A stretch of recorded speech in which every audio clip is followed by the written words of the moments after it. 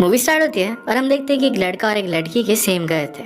उन दोनों को हम साइड बाय साइड देख रहे थे। दोनों में बहुत सारी सिमिलरिटीज है। उन दोनों के पास कैट है और दोनों के एक जैसे ही फैन है। दोनों ही उठने के बाद एक ही चीज कहते हैं। दोनों ब्रश करने के बाद मिरर में देखते हैं। इस तरीके से उनमें बहुत सारी सिमिलरिटीज थी। आज उस लड़की को कोई प्रपोज करने वाला था और ये लड़का किसी दूसरी लड़की को प्रपोज करने वाला है। इसके बाद वो दोनों कपड़े बदलते हैं। वो दोनों फिर अपना रूटीन कंटिन्यू करते हैं और इसके बाद वो घर से निकल जाते हैं। दोनों को एक आदत थी, घर के बाहर गमले के नीचे वो घर की चाबी रखते थे। इसके बाद वो दोनों अपनी कार में जाकर घर से बाहर निकल जाते हैं। हमें फिर पता चलता है कि वो दोनों आइडेंटिकल जगह पर ही रहते हैं। इसका नाम अल्क्लाव नॉरवुड था। अब हम देखते हैं कि वो लड़का कॉफी शॉप में जाकर बहुत सारे लोगों के लिए कॉफी लेकर आता है। उसे अपने मॉम का वीडियो कॉल आया।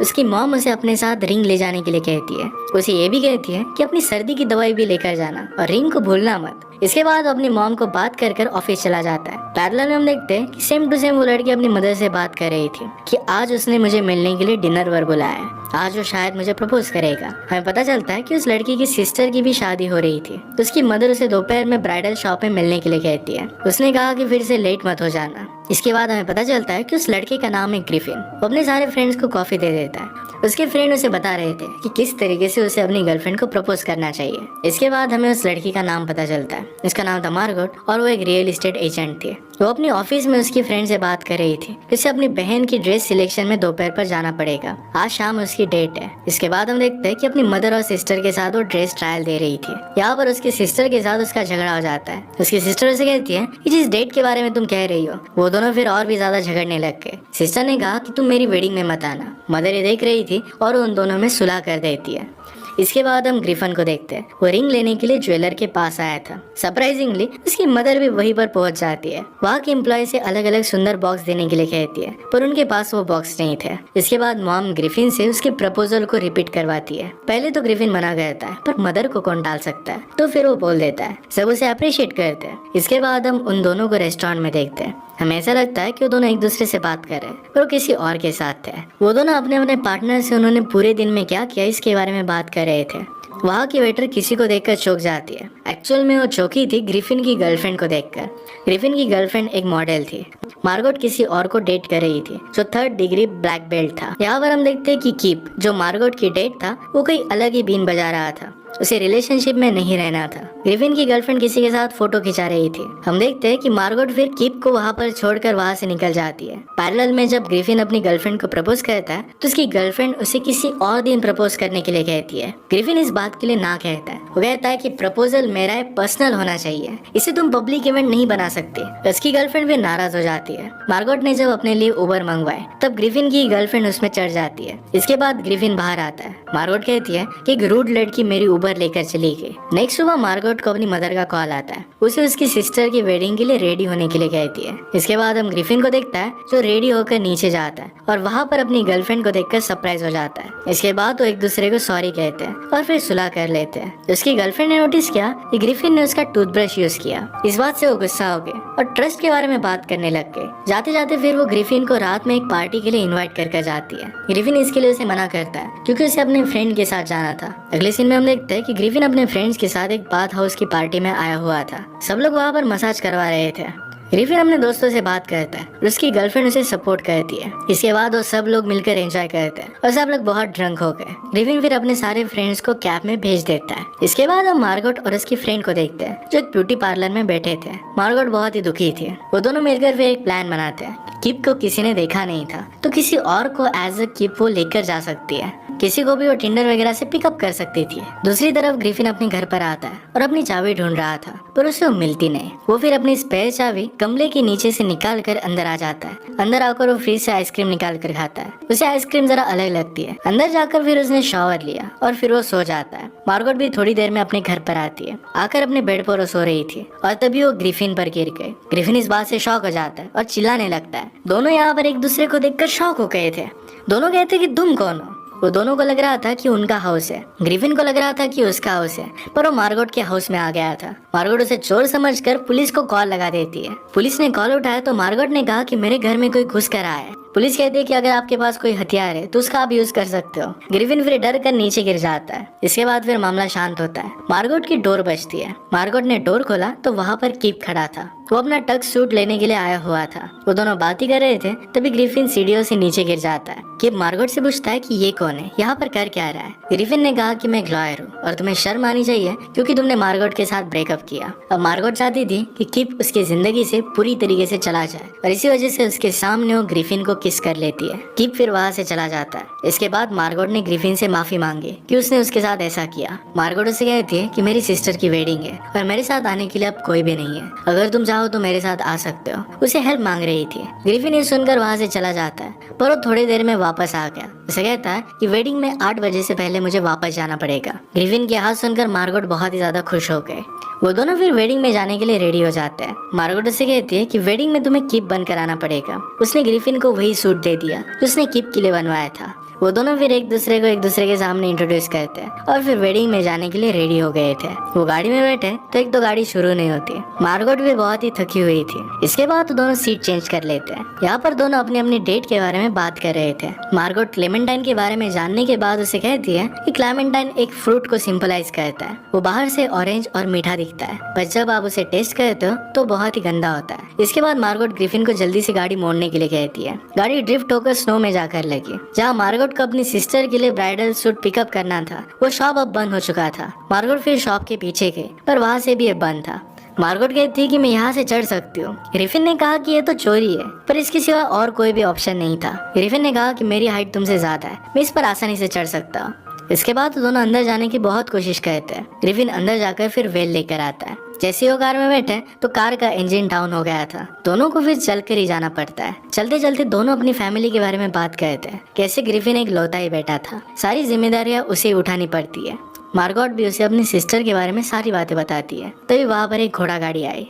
मार्गोट उसे रोकने के लिए जोर से उसके पीछे दौड़ती है। वहाँ पर उसका जूता निकल जाता है और ग्रिफिन ने लेकर आया। उस कैरेज में एक ओल्ड कपल था, वो उन्हें उनके साथ बिठा लेते हैं। ग्रिफिन उनसे पूछता है कि आपके आज प्लान्स क्या है। उन्होंने कहा कि आज हमारी मैरिज एनिवर्सरी है। हर मैरिज एनिवर्सरी पर वो अपनी वाइफ को एक न्यू रेस्टोरेंट पर लेकर जाते थे। इसके बाद वो लेडी कहती है कि 58 ईयर्स से हम दोनों मैरिड है। आज भी मेरे हस्बैंड बहुत ही रोमांटिक है। मार्गोट को उनका कोट बहुत पसंद आता है। उन लेडी ने कहा कि इसी कोट की वजह से हम दोनों की मुलाकात हुई थी। ग्रिफिन कहता है कि इसके पीछे तो बहुत अच्छी स्टोरी होगी। इसके बाद वो स्टोरी बताने लगती है। ये बारिश से भरे अक्टूबर की बात थी। उन लेडी के हस्बैंड अपने फ्रेंड हैंक से मिलने के लिए बाहर आए थे। तभी वहाँ पर उन्होंने एक फेरी में एक बहुत ही सुंदर सी लड़की देखी। उन्हें वहीं पर उससे प्यार हो गया था। वो उनके पीछे भागे थे, पर उन्होंने उसे खो दिया था। दूसरी बार जब वो मूवी देखने के लिए गए तो एक सीट छोड़कर उनके पास एक लड़की बैठी हुई थी और ये वही लड़की थी। उसने वही पिंक कोट पहना हुआ था। मूवी खत्म होने के बाद उन्होंने उसे डिनर के लिए पूछा, पर उस लड़की ने उन्हें मना कर दिया। इसके बाद उन्होंने उसे फोन नंबर के लिए पूछा,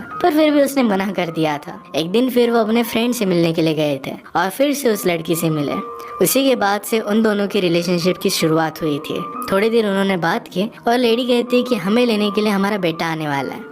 उनकी डेस्टिनेशन अब आ गई थी और मार्गोट को अपना कोट वो दे देती है। वो कहती कि तुम्हें वेडिंग में ये कोट पहनना चाहिए। मार्गोट कहती कि आपका ये लकी कोट है। उन लेडी ने कहा कि अगर यूनिवर्स आपको कोई चीज दे तो आप बहुत ही लकी हो, ये सारी किस्मत होती है, आपको चीज ठुकरानी नहीं चाहिए। ये बात सुनने के बाद ग्रिफिन वहाँ के रेस्टोरेंट के गार्ड को अपना क्रेडिट कार्ड दे देता है। कहता है कि इनका सारा बिल इस पर चार्ज कर लेना, कल सुबह आकर मैं इसे लेकर जाऊंगा। इसके बाद कैरेज में बैठकर वो चले जाते हैं। जब डेस्टिनेशन आती है तो मार्गोट भागकर अंदर चली जाती है। वो अपनी सिस्टर को वेल पहनाती है। सिस्टर ने कहा कि तुम्हारे जूते गंदे, इसे बदल कर लाओ। जब उसकी मॉम ने उसे पूछा कि क्या कीप भी यहाँ पर आया तो इसके लिए हाँ कहती है। तो यहाँ पर ग्रिफिन कीप बनकर सबसे घुल मिल जाता है। मार्गोट की मदर आकर ग्रिफिन से बात करने वाली थी, तभी मार्गोट के फ्रेंड को लगता है कि ये वही कीप है जिसने मार्गोट के साथ ब्रेकअप किया है और इसी वजह से उसे थप्पड़ मार देती है। फ्रेंड ने कहा कि तुम्हें ऐसा नहीं करना चाहिए था, उसे पता नहीं था कि ये कीप नहीं है। मार्गोट उसे दूर से निशाने करती है और फ्रेंड को पता चलता है कि ये कीप नहीं है। तब तक सबको शक चला गया था क्योंकि फ्रेंड ने ब्रेकअप की बात कर ली थी। वो एक्सप्लेन करते कि मिसअंडरस्टैंडिंग थी और इसके बाद वेडिंग स्टार्ट होती है। मार्गोट की सिस्टर को उसके फादर लेकर जा रहे थे, पर बीच में लाइट चली गई। पूरे लाइट सिस्टम का बैकअप भी चला गया था। अब लाइट कब आएंगे ये पता नहीं था। ग्रिफिन को फिर एक आइडिया आता है। ऑरेंजेस को काट कर उनमें ऑलिव ऑयल डालकर मॉप की रस्सियों को भिगाकर उनसे वो दिए जलाता है। यही करने में सब लोग लग जाते हैं और थोड़ी देर में हर जगह पर उजाला हो गया था। इसके बाद उसकी सिस्टर की वेडिंग बहुत ही अच्छे से हो जाती है। जब वो किस कर रहे थे उसी मोमेंट पर लाइट वापस आ गया। इसके बाद सब लोग डांस करते हैं। ग्रिफिन के यहाँ से जाने का टाइम आ गया था। वो ड्रिंक लेने के लिए जा रहा था तभी वहाँ पर वेरनिका आ जाती है। वो ग्रिफिन को कहते हैं कि मुझे पता है कि तुम कौन हो। ग्रिफिन कहता है कि यहाँ पर जो भी हो रहा है ये बात हम दोनों के बीच में ही रहने दो। ग्रिफिन को वहाँ के रिलेटिव जाने से मना कर देते हैं। वो वहीं पर रुकते हैं।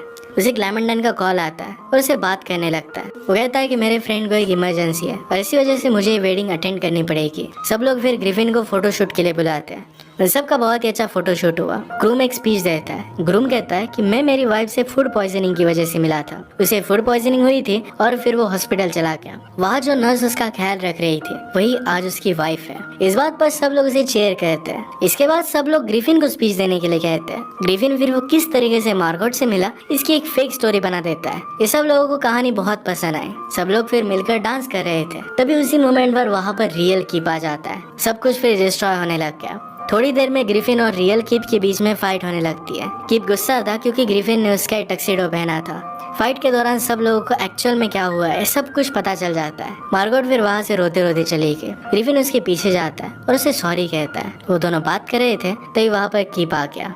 उसे अपना टक्सीडो वापस मांगता है। ग्रिफिन इस बात पर गुस्सा होकर उसे अपने सारे कपड़े दे देता है। इसके बाद ग्रिफिन बाहर आकर उस कैरेज वाले को बस स्टॉप तक छोड़ने के लिए कहता है। कैरेज वाला कहता है कि आपने तो सारे कपड़े पहने थे, हुआ क्या? ग्रिफिन कहता है कि वहाँ पर कुछ भी मेरा नहीं था, वो लड़की भी मेरी गर्लफ्रेंड नहीं है। इसके बाद वहाँ पर वो बस स्टॉप पर आ गया।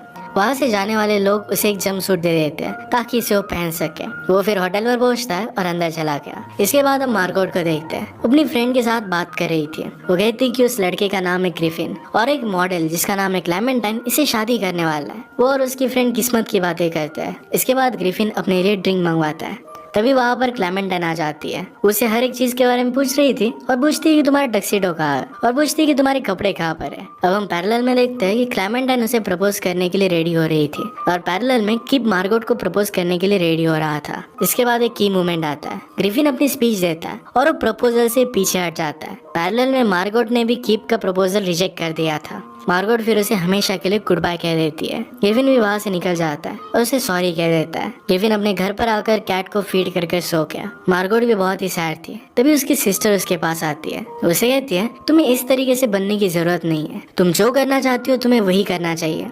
मार्गोट इस बात से मोटिवेटेड होके और वो डायरेक्टली ग्रिफिन के घर पर आके ग्रिफिन आकर उसे पूछता है कि तुम यहाँ पर कर क्या रही हो। मार्गोट उसे कहती है कि तुम तुम्हारा बैग भूल गए थे, मैं तुम्हें देने के लिए आई। मार्गोट उसे कहती है कि मुझे पता है कि तुमने अपना प्रपोजल रिजेक्ट कर दिया है। ग्रिफिन पूछता है कि तुम्हें कैसे पता चला। मार्गोट ने कहा कि इंस्टाग्राम से, तुम्हारी गर्लफ्रेंड ने सब कुछ इंस्टाग्राम पे डाला था। मार्गोट उसे कहती है कि यहाँ पर मैं तुम्हें कुछ दिखाने के लिए आई थी। उसे उसकी ड्रेस अनजिप करने के लिए कहती है। मार्गोट के बैग पर ग्रिफिन का टैटू था। इसका मतलब है वो भी उससे प्यार करती है। वो दोनों फिर किस कर इंटीमेट होने लग जाते हैं। तभी उस मोमेंट पर वहाँ पर क्लेमेंटाइन आके वो कहती कि ब्रेकअप के बाद मैं जो चीजें छोड़ कर गई थी ये सब कुछ मैं लेने के लिए आई हूँ। वो फिर जोर जोर से रोने लगती है। मार्गोट उसे शांत करवाती है। वो फिर थोड़ी देर में वहाँ से चली गई। मार्गोट को ग्रिफिन का ब्रेकअप करवाने के लिए बुरा लगता है। मार्गोट कहती है कि मुझे तुम्हारी जिंदगी में नहीं आना चाहिए था, मेरी वजह से तुम्हारी जिंदगी बिगड़ गई। अगले दिन ग्रिफिन अपने मॉम डैड से मिलने के लिए जाता है। उसके मॉम डैड उसे क्लेमेंटाइन के बारे में पूछते हैं। ग्रिफिन ने कहा कि हम दोनों के बीच में चीजें वर्क होने नहीं वाली थी। उसके फादर उसे कहते हैं कि कोई बात नहीं, तुम्हें कोई अच्छी मिल जाएगी। इसके बाद वो वॉशरूम चला जाता है। वो खुश रहने का ट्राई कर रहा था। जब वो बाहर आया तो मार्गोट की पूरी फैमिली को उसकी फैमिली से मिलता हुआ देखते हैं। सीट पर मार्गोट का वही पिंक कोट पड़ा हुआ था। इसका मतलब है वो डायरेक्टली अब शादी की बात कर रहे थे। वो दोनों खुश होकर एक दूसरे को किस कर लेते हैं और अब वो दोनों साथ में थे। इसी के साथ ये मूवी एंड हो जाती है। अगर आपको एक्सप्लेनेशन अच्छा लगता है प्लीज लाइक और कमेंट जरूर कर दीजिएगा।